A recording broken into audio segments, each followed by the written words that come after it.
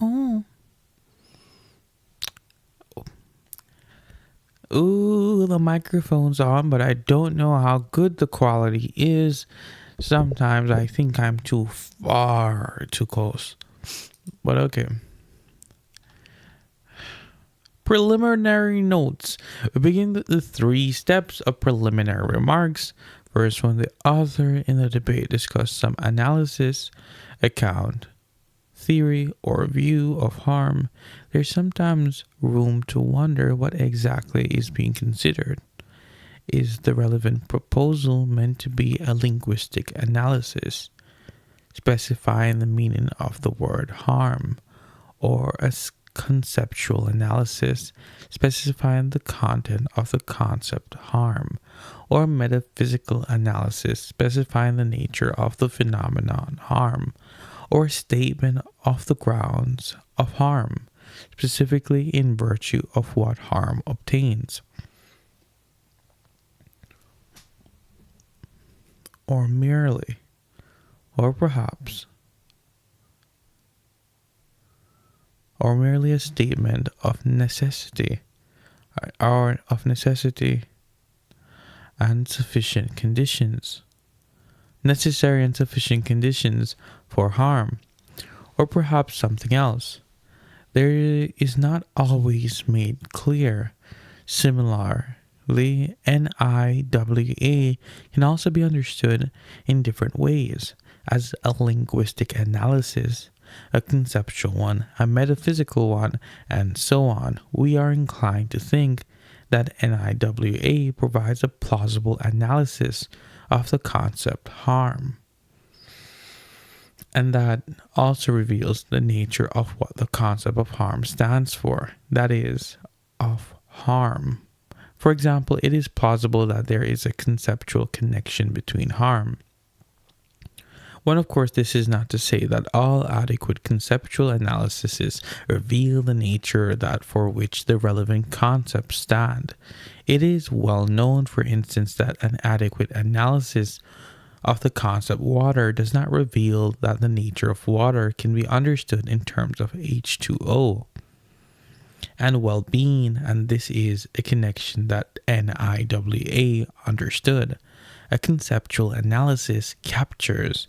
Likewise, there seems to be little reason to deny that this conceptual analysis, if correct, reveals well-being to be part of the nature of harm.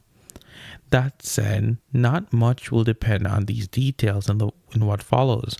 While we will sometimes point out virtues of NIWA when conceived of as a conceptual analysis, what is important to us is, for the most part, only that NIWA is an informative account that implies that an event adversely affects someone. Well-being is necessary and sufficient for it to harm her. Second, in our vocabulary, whenever an event harms someone, it is a harm to her, and vice versa. Many advocates of CA apparently wish to reserve the noun harm for the bad states that, according to CA causal account, events that harm us cause us to be in. See example by Gardner 2015-2019 B.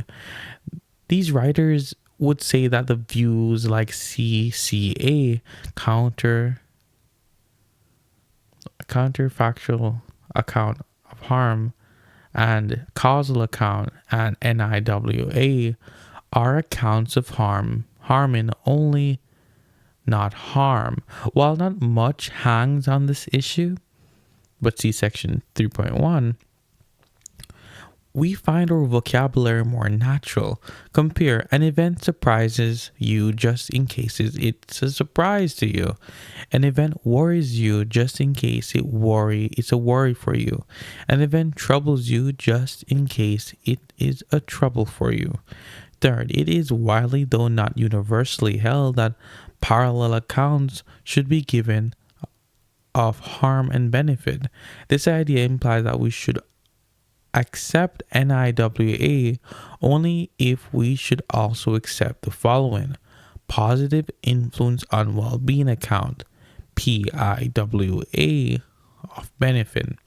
PIWA, what it is for an event, E, to benefit an individual, S is for it positively affects S well-being. While we will mainly focus on harm in what follows, we accept that ideas that parallel accounts of harm and benefit should be given and see PIWA as equally promising as NIWA. Support for NIWA. In this section, we shall adduce various specific considerations in support of NIWA. First, however, we wish to highlight a more general point that is going to underlie much of the following discussion. It seems to us that even before looking at specific kinds of support for NIWA, everyone should have suspected that CCA and CA, unlike NIWA, are on a wrong track. For given what we have called the attractive first thought, that harm somehow involves affecting the subject's well-being adversely, views that move substantially away from it are bound to be problematic, and while we do not offer any analysis of the notion of adversely affecting something, we take it that our grasp of it is sufficiently good for us to see that it cannot be captured simply in terms of the counterfactual and causal relations that CCA and CA invokes. This can be illustrated by a variety of cases outside the particular context of harm and well-being. To begin with, it seems true that a stock market crash can adversely affect the economy, even if it's true that, had it not occurred, some other event would have occurred which would have affected the economy at least equally adversely. Moreover, an expert's belief that economy is in a bad shape can be such that if she had lacked it, the economy would not have been in bad shape. Surely her belief need not thereby affect the economy adversely. Such cases suggest that the notion of adversely affecting something cannot straightforwardly be understood wholly in counterfactual terms. Other cases suggest that it cannot be understood wholly in terms of causation either. For example, it is plausible that deliberately doing something morally wrong can negatively influence one's moral worth, or that a reciter of a mid vocal performance can negatively influence the aesthetic value of a poetry reading.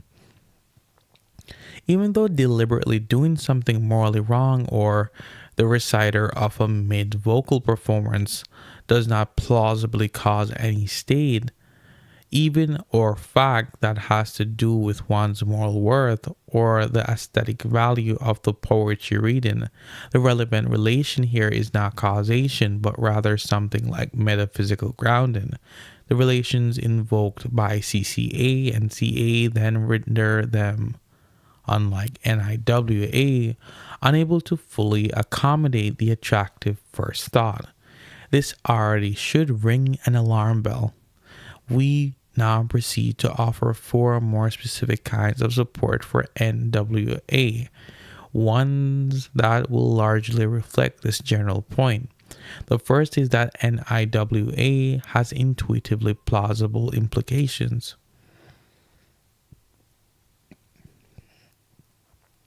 In a wide range of cases, including ones that have been taken to constitute counter examples to CCA and CA, and it also provides a natural diagnosis for why those views fail in those cases. Further support for NIWA is that it allows unclear cases of harm to remain unclear, that it preserves the normative importance of harm, and that it nicely accounts for the severe distinction between different kinds of harm. Most of the problems for CCA and CA that we will consider have already been discussed in details elsewhere in the literature. Our aim here is not to provide an exhaustive discussion of those problems or to argue that they are impossible to overcome, but only to show that NIWA handles them much better than its main competitors. 3.1 Extensional adequacy. The debate about harm has primarily focused on the extensional adequacy of the account of harm that have been offered. The idea, as Bradley puts it, is that an analysis of harm, just like an analysis of any notion, should fit the data. It should neither overgenerate nor undergenerate harm. For instance, he claims that any analysis of harm should not entail that killing someone is normally harmless to her. That first test case is no match for NIWA. Clearly, killing someone normally affects her lifetime well-being adversely. NIWA also accommodates various other paradigmatic harms, such as losing one's job, missing one's flight, and breaking one's leg. Typically, if an event belongs to any of these types, it adversely affects the subject's well-being, and insofar as it happens not to, for example, if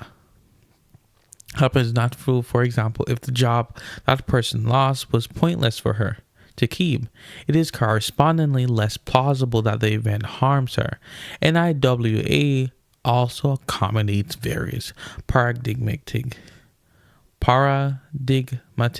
non-harms, such as taking a walk, drinking a glass of water, and reading a book. Most events of these types neither harm the subject nor negatively influence her well-being, and insofar as such an event does negatively impact the subject's well-being, for example, if the subject's taking a walk causes her to get a cold, it is correspondingly plausible that it does harm her. Of course, any account of harm worth considering succeeds in many easy cases.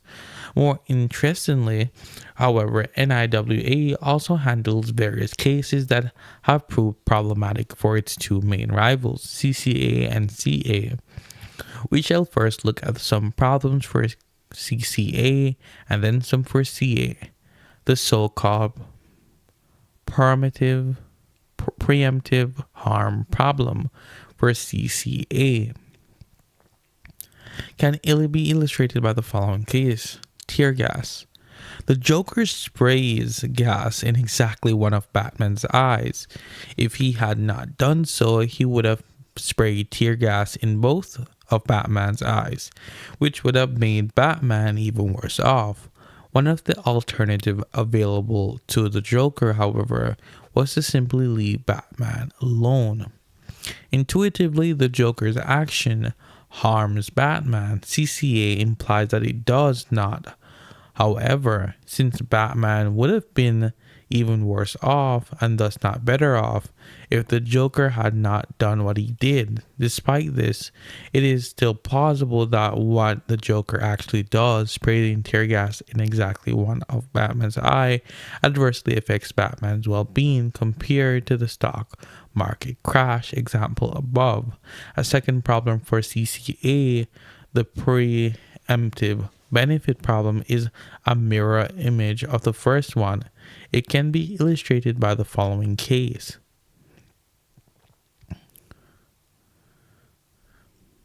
Slightly worse golf clubs. Batman has brought two sets of golf clubs, one that is extremely high quality and one that is somewhat worse, but still very good. Now he has three options: to give Robin the slightly worse golf club, to give Robin the better golf clubs, and to keep all the golf clubs for himself. Batman gives Robin the slightly worse golf clubs, which makes Robin's well-being level increase significantly. If Batman had not done so, he would have given Robin the even better set of golf clubs, whereas Robin's well-being level would have increased even higher. Intuitively, Batman's giving Robin the slightly worse golf club does not harm Robin.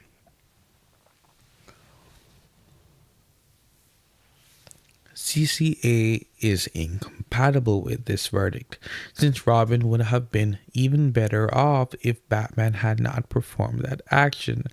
NIWA accords with this verdict.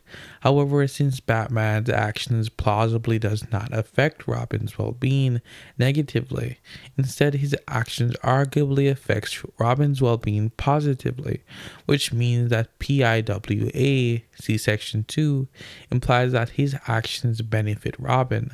This is also intuitively plausible result. A third option for CCA concerns events that are indicators of harm without harm themselves. Here's one example. Omniscience. Robin feels intense pain.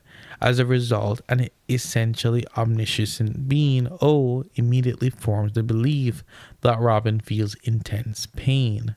If O had not formed that belief, it would have been because Robin didn't feel intense pain. CCA implies counterintuitively that O is forming the belief that Robin feels intense pain harms Robin. NIWA, by contrast, plausibly implies that it does not. For, similarly to what we noted about the expert's belief about the economy above, O's forming that belief plausibly does not affect Robin's well-being negatively.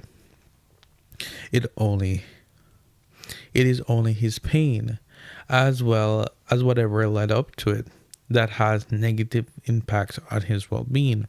Not only does NIWA have more plausible implications than CCA in these cases, it also provides a plausible motivation for these implications in support of the verdict that the Joker's actions harm Batman in the tear gas. It is natural to appeal to its negative impact on his well-being in support of the verdict that Batman's actions, rather than harm Robin in slightly worse golf clubs. It is natural to appeal to its positive impact on his well-being and in support of the verdict that O's forming the belief that Robin is in pain does not harm Robin, and also does not benefit him. In omniscience, it is natural to appeal to the fact that it has no negative or positive impact on his well-being. All this obviously accords with NIWA. Turning now to CA, this view, to repeat, states that for an event to harm someone is for it to cause her to be in a bad state.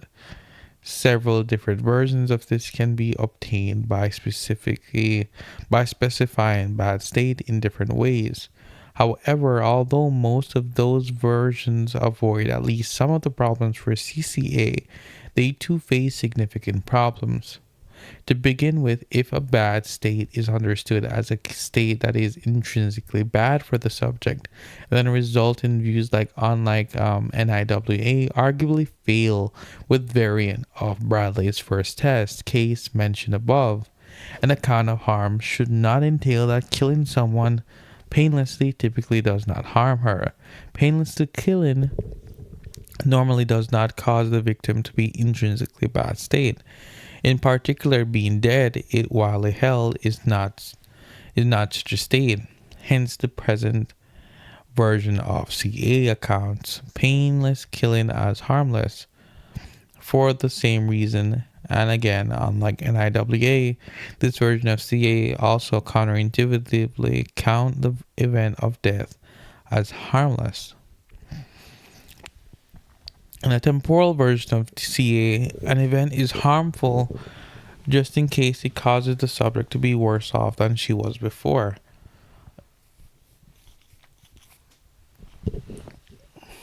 Maybe it's the way I'm lying down, but the acid, Jesus, terrible acid.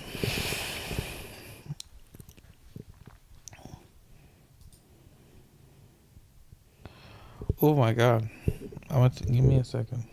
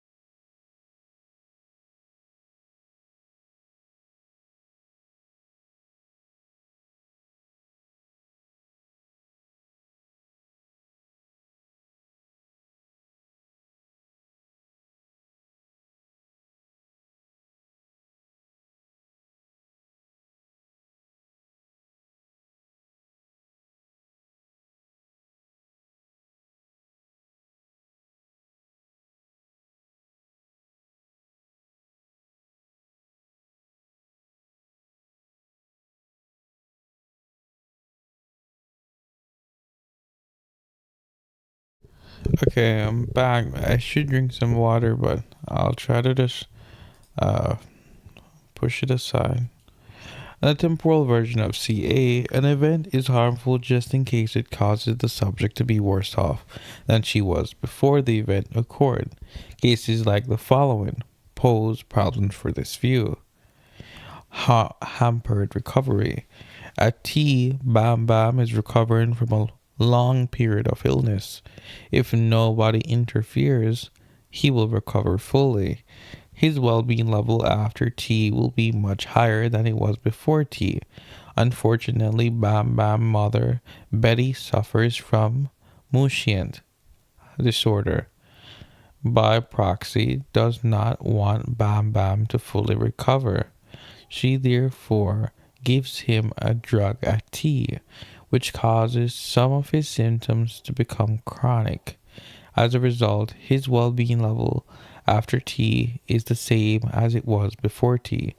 Intuitively, Betty's actions harm Bam Bam. This verdict accords with NIWA, since Betty's actions also intuitively adversely affect Bam Bam's well being. However, since Betty's actions does not cause Bam Bam to be worse off than he was earlier, this verdict is incompatible with the temporal version of CA. Perhaps the most promising version of CA are versions of which can be called the causal counterfactual view. On the simplest, such versions, an event harms a subject just in case it causes her to be in a state such that she would not have been better off if she had not been in it.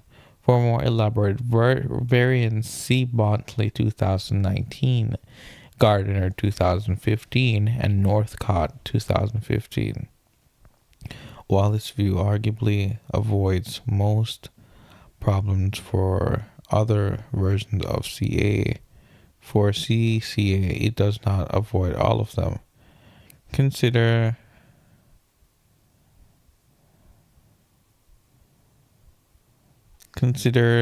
again slightly worse off golf clubs.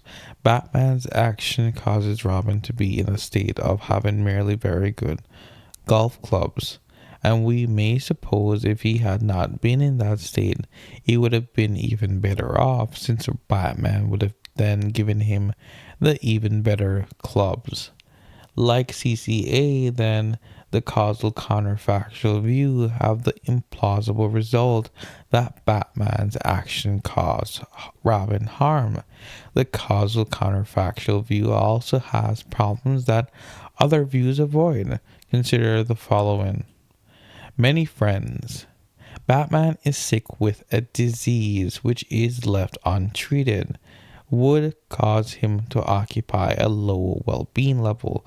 Fortunately, help is near. 100 Batman fans are standing in a line to cure his disease. Each of the first 99 people has a pill which, if fed to Batman, would cause him to occupy a moderately high well-being level.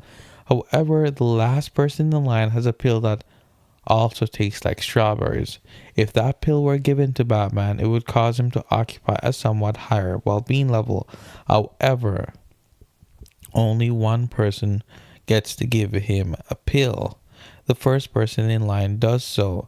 No alternative available to her, it would have resulted in Batman's occupying a higher well-being level.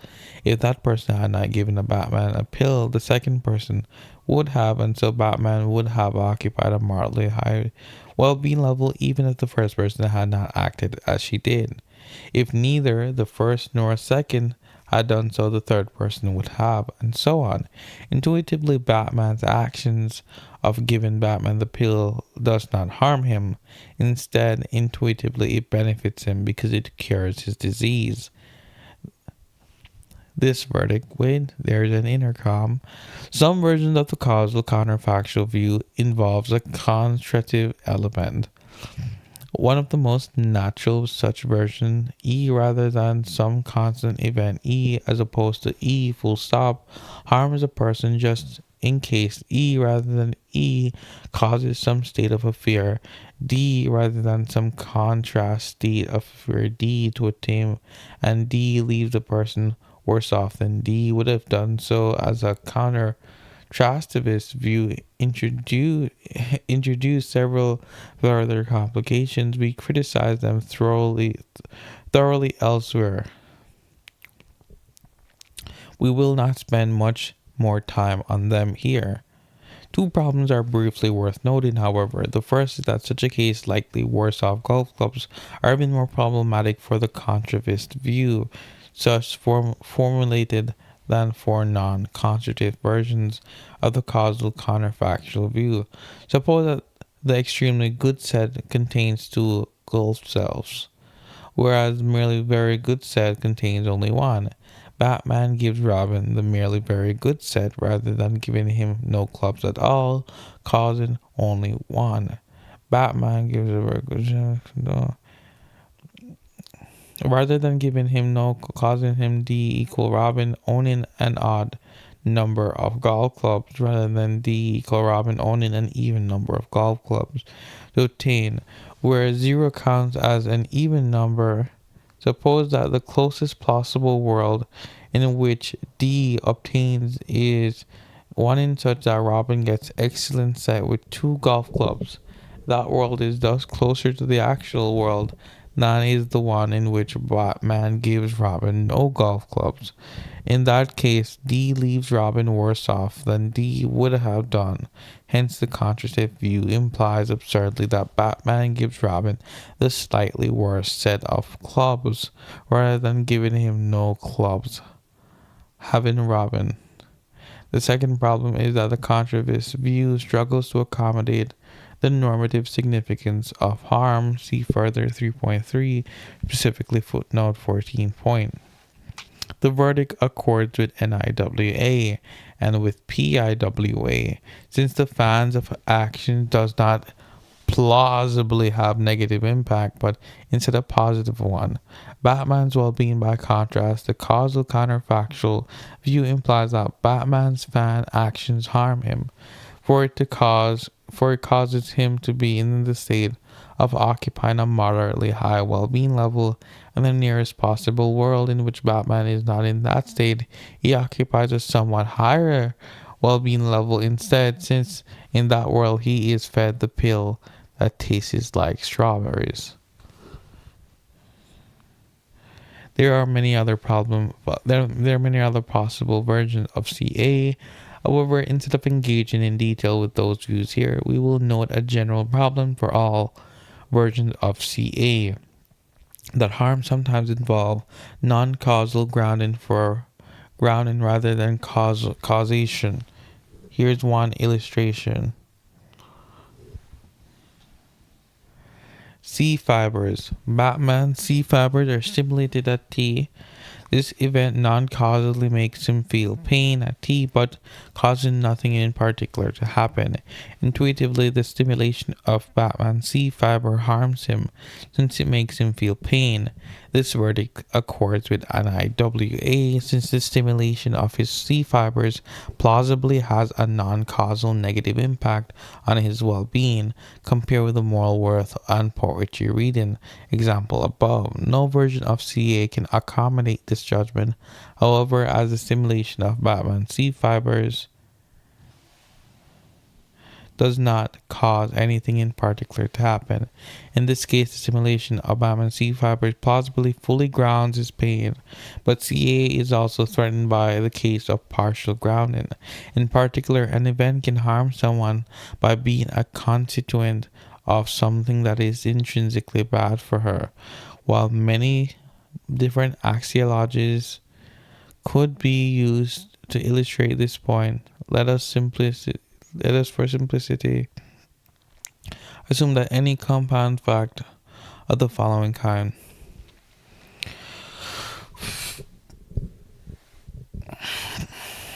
Someone who accepts a very strict view on the backtracking might deny this counterfactual and contend that in the very nearest possible world in which Batman does not occupy moderately high well-being, the first person in line still gives Batman the pill, but the pill does not work, and Batman thus remains at a low well-being level. Similarly, moves might be made with regular account. We find it impossible, however, to suppose that the details of this case cannot even be spelled out in such a way as to make the relevant backtrackers true. Moreover, such a strict view of backtrackers, though apparently endorsed by Bontley, is also for other reasons likely to be unattractive for advocates of the causal counterfactual account. For instance, the strict view threatens to rule out the coherence of omniscience, a case that is otherwise a reason to prefer the causal counterfactual account and other versions of CA to CCA. Also, various key claims made by Gardner and perhaps most ardent advocates of the causal counterfactual account rely heavily on a very liberal view on backtracking, and indeed on the claim that if C causes E, then E had on a very liberal view. E had not taken place, and C would not have taken place. Moreover, we provide various further counter examples to the causal counterfactual account, and again, neither of a strict liberal view of backtracking could help diffuse all of them. See also dog bite case Motley. Thanks to an anonymous referee to help us comment regarding these matters. But no constituent of such fact is intrinsically bad for S, it being the case both that E accords and S desires E not to occur. Now consider synthetic fibers. Robin strongly desires not to wear clothes made from synthetic fibers, but he does so. His doing so causes nothing in particular to happen. Given the axiology just presented, Robin wearing clothes made from synthetic fibers seems to harm him, as it is a constituent and thus partially grounded, something that is intrinsically bad for him. No version of CA accommodates this. I'm gonna go to sleep. Finish this next time. What page am I? Page 14?